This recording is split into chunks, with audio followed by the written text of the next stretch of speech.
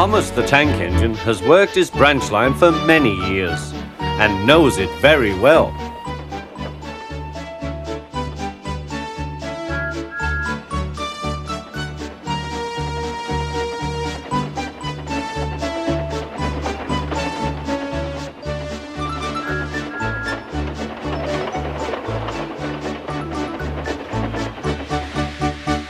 You know just where to stop, Thomas, laughed his driver.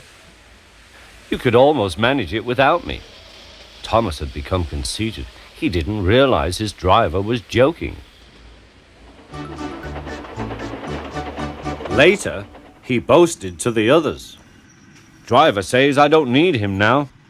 Don't be so daft, snorted Percy. I'd never go without my driver, said Toby earnestly. I'd be frightened. Huh, boasted Thomas. I'm not scared. You'd never dare.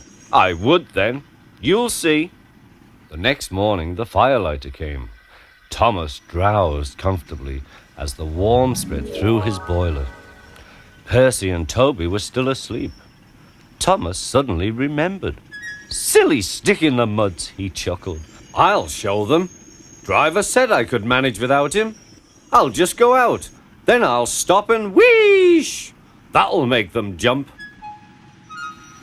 Thomas thought he was being clever. Really, he was only moving because a careless cleaner had meddled with his controls. He soon found his mistake. He tried to wheesh, but he couldn't. He tried to stop, but he couldn't. He just kept rolling along. He didn't dare look at what was coming next.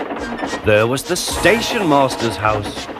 The station master was about to have breakfast. Horrors! Cried Thomas and shut his eyes.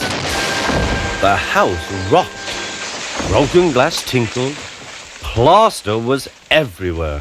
Thomas had collected a bush on his travels. He peered into the room through its leaves. He couldn't speak. The station master was furious. His wife picked up her plate. You miserable engine, she scolded. Just look what you've done to our breakfast. Now I shall have to cook some more. She banged the door. More plaster fell. This time it fell on Thomas. Thomas felt depressed. Workmen propped up the house with strong poles and laid rails through the garden.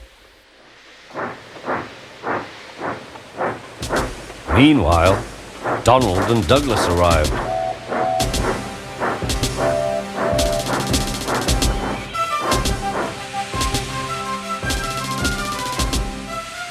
Don't fash yourself, Thomas. We'll soon have you back on the rails, they laughed.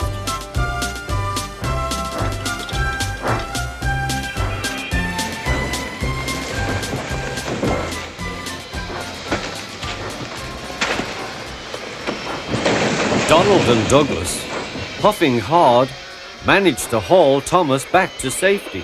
Bits of fencing, the bush, and a broken window frame festooned his front, which was badly twisted. The twins laughed and left him. Thomas was in disgrace. There was worse to come.